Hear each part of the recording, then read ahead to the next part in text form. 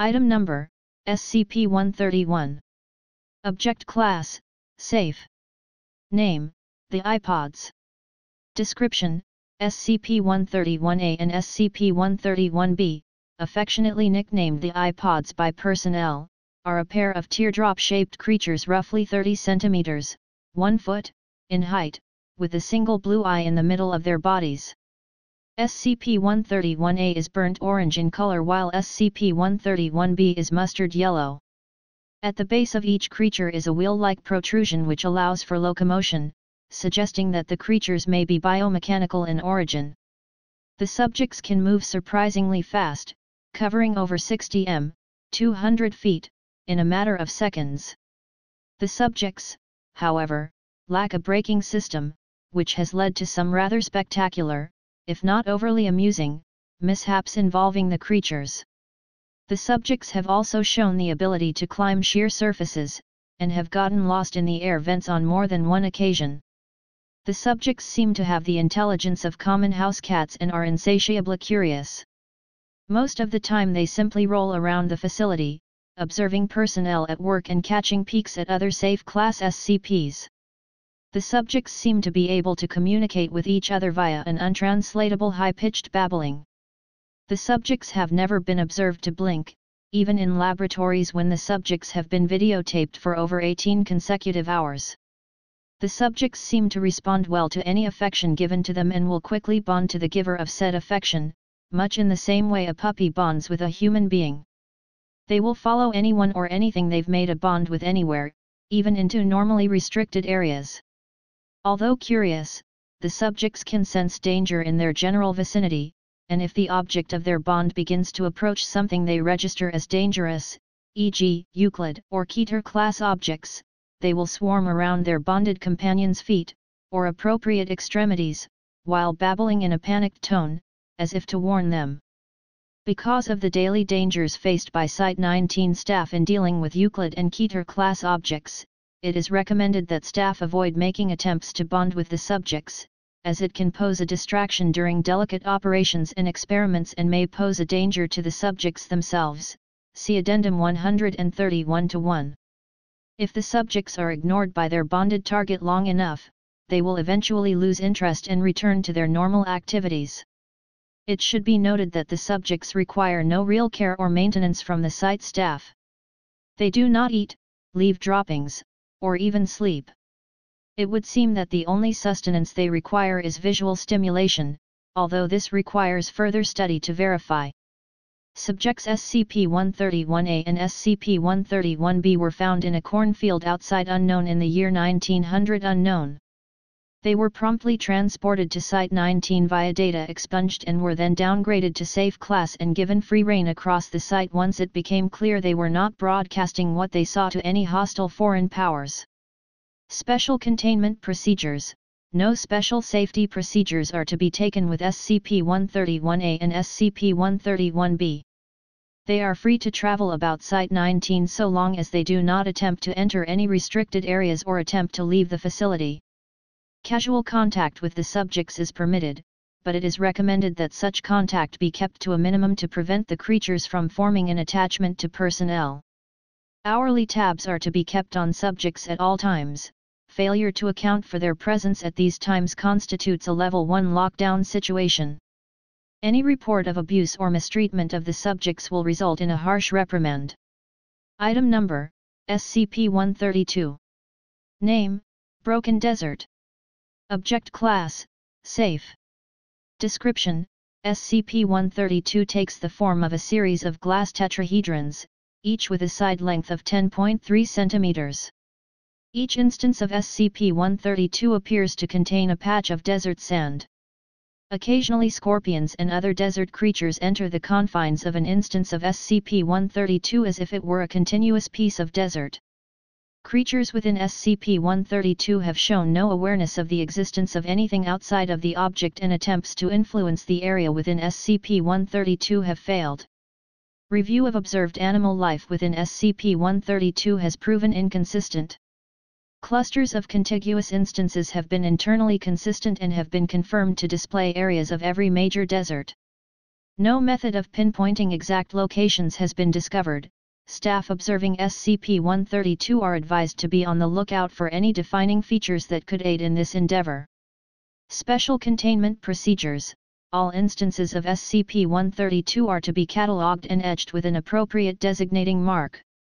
SCP-132 is to be stored at Containment Sector Unknown when not in use. After Incident 132-01, no instances of SCP-132 are to leave Containment Area 23 without approval by the Sector Director.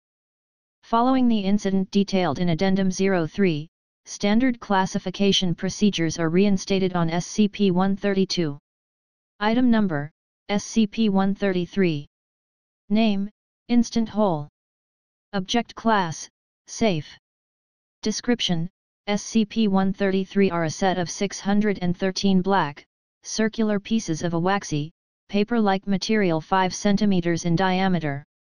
When placed against a solid surface and rubbed, SCP-133 will instantaneously transfer to the surface and create a circular hole. Testing has shown that SCP-133 is capable of penetrating up to 61 cm of structural grade steel, though the exact degree of penetration is reduced by extremely smooth or highly dense materials. Examination of holes created by SCP-133 show that they are superficially smooth, but exhibit tool marks consistent with that of extremely fine boring implements at a microscopic level. The exact mechanism by which SCP-133 operates is still under investigation. SCP-133 came to the Foundation's attention following a string of high-profile burglaries in the city of Area Unknown. Suppressed surveillance footage and forensic evidence were brought to the attention of embedded Foundation agents in local law enforcement agencies, and upon attempting to apprehend the culprit, subject placed an instance of SCP-133 over his chest and data expunged. Local law enforcement officers redacted and redacted were administered Class A amnestics and released. The original shipping crate in which SCP-133 was found has been shown to be immune to SCP-133's effect despite being composed of ordinary wood, and has been incorporated into the containment procedures for SCP-133. Special Containment Procedures. All instances of SCP-133 are stored in their original shipping crates, which are to be stored within a standard safe class storage container at Site 19. Experimentation with SCP-133 may only be performed with prior written permission from at least 2 Level 4 personnel. Item Number, SCP-134. Name, Star-Eyed Child. Object Class, Safe. Description, SCP-134 seems to be an Asian girl between the ages of unknown and unknown, with short black hair and a slight build. The subject seems normal in most respects and has all the biological requirements of a human child: food, sleep, etc. However, where SCP-134's eyes should be are 2 black pits, covered by a transparent membrane similar in appearance to a human eye's membrane. Ophthalmological testing has shown that the membranes are between 150 and 200 times more resilient than those of a normal, non-anomalous human.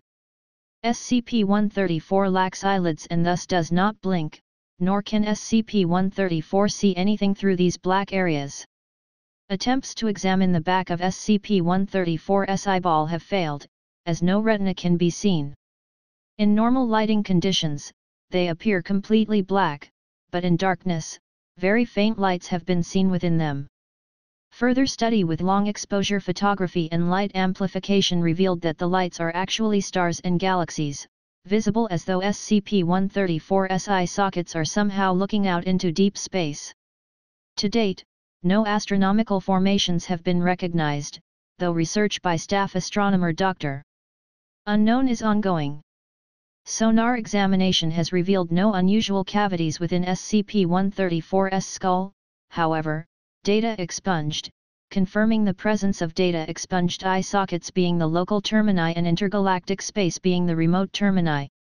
Parallax measurements indicate that the remote termini are between 20 and 2,000 meters apart, and are moving at between 20 and 40 times the speed of light. This does not appear to be linked to SCP-134's position, movement, or metabolism. Spectrographic analysis indicates that the remote termini periodically data expunged new location, the cause of this is not yet known. The shortest interval measured between shifts was 6 days, while the longest was 5 weeks. As of yet, no termini shifts have been observed in progress. SCP-134 has not shown any hostile behavior, and seems unaware of any unnatural condition. SCP-134 shows behavioral symptoms similar to those seen in high-functioning autistic children, including patterned behavior and resistance to change. As such, SCP-134 has been assigned a childhood development specialist to help work with these issues. The specialist has suggested that proper childhood development requires a personal name, and has nicknamed SCP-134 Stella. SCP-134 has learned to associate being referred to by her SCP number with being subjected to physical tests, and becomes upset and less cooperative when this is done by individuals who have previously referred to her as Stella. Consequently, personnel are urged to not refer to her by name unless they wish their interactions with SCP-134 to be limited to interview sessions. The specialist has since been terminated from employment for taking too close an interest in the SCPs assigned to him.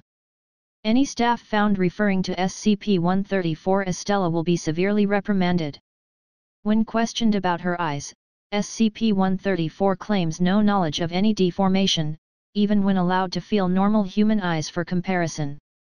SCP-134 has to date volunteered no information about parentage or identity, though when acquired by the Foundation, SCP-134 was called unknown. SCP-134 has proven docile and cooperative, and as such staff should display all the normal courtesy they would to any other guest. SCP-134 was taken into Foundation custody based on reports of a deformed child left at the Unknown Orphanage in Unknown, Yokohama, Japan. SCP-134 has been in Foundation custody since 2000 unknown, at which time orphanage staff claimed SCP-134 was unknown years old. Since then, SCP-134 has learned conversational English, in addition to the Japanese already known, and has demonstrated facility with Braille, though instruction is ongoing. Special Containment Procedures. SCP-134 is currently contained within a specially outfitted humanoid containment cell, measuring 6 meters by 8 meters. Since SCP-134 is completely blind, special safety precautions must be taken with the room's furnishings. SCP-134 is reasonably accustomed to the position of all objects in the cell and navigates mostly from memory. SCP-134's room currently contains 1 single bed with additional mattress padding, 1 pink bed set including sheets, comforter, and pillow with Hello Kitty mascot print. Note, though blind, SCP-134 is able to feel the printed pattern and prefers it. 1 wardrobe and 1 chest of drawers containing clothes in youth extra small. All drawers are to be labeled in Braille and raised print English. 1 dollhouse with dolls and interior furnishings. 8 stuffed animals, 3 cats, 2 dogs, a giraffe, a dolphin, and a panda. A selection of children's literature in Braille. 1 chair and 1 table. A craft station with modeling clay and building blocks. SCP-134 may request additional items, all of which must be approved by a staff member with Level 3 clearance or higher. If any items are added to the room, SCP-134's handlers must be informed ahead of time to prepare her for the addition of something new to the environment. SCP-134 is to be tutored on a regular basis both in general education appropriate for the subject's age and in Braille. Item Number, SCP-135. Name, Universal Carcinogen. Object Class, Euclid. Description, SCP-135 is a human female between unknown and unknown years of age that promotes rapid, uncontrolled cell growth within a radius of 2.25 meters from itself. It remains rigidly in the fetal position, and has never been observed to move. SCP-135's effect is carcinogenic to animal tissue and induces malignant neoplasia in plant and fungal tissues in 100% of recorded exposure cases, with severity and disorganization increasing exponentially with closer proximity to SCP-135. Within 0.1 meters, cells will not die, even under conditions where they would normally, causing SCP-135 to be steadily buried under a continually growing mass of plant matter, fungal matter, and microorganisms. This undying state extends to SCP-135's cells as well. SCP-135 has been shown to lack an epidermis, instead having a crust of mixed plant and fungal matter that has incorporated itself onto SCP-135's skin, interspersed with tumors and patches of raw dermis. SCP-135's lungs, diaphragm, and intestines are ruptured, and growth extends into the chest and abdominal cavities. It has been fitted with wide-diameter plastic tubes for use in draining excess biomatter. The Foundation came into possession of SCP-135 after it and a surrounding ball of growth rolled off a cliff in the unknown mountains, crushing a hiker on the trail below. Class B amnestics were administered to the civilians and law enforcement personnel involved, and the incident was covered up as having been caused by a pair of male goats that slipped and fell off the cliff edge during a dominance battle. Later examination of the growth revealed the partial skeleton of an adult human female with osteosarcomata covering unknown % of it. SCP-135 was found in the space between the skeleton's ribcage and pelvis, at the time between unknown and unknown years old. A viable DNA sample was recovered from the bone marrow of the pelvis, and testing confirmed with unknown % certainty that the skeleton belonged to SCP-135's biological mother.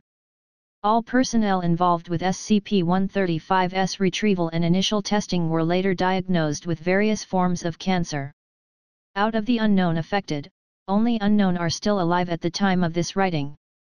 Attempts to terminate SCP-135 with sustained gunfire, flamethrowers, caustic materials, vacuum, and extreme pressure have all failed. Further termination attempts are forbidden by Order of O5 Unknown, due to SCP-135's potential uses in cultivating useful bacteria. See Document 135A for information on the current contents of partitioned vats. E.E.GS confirm full brain activity. No attempts to communicate with SCP-135 are to be made at this time. Special Containment Procedures. SCP-135 is to be contained in a partitioned plexiglass chamber at least 7 meters to a side.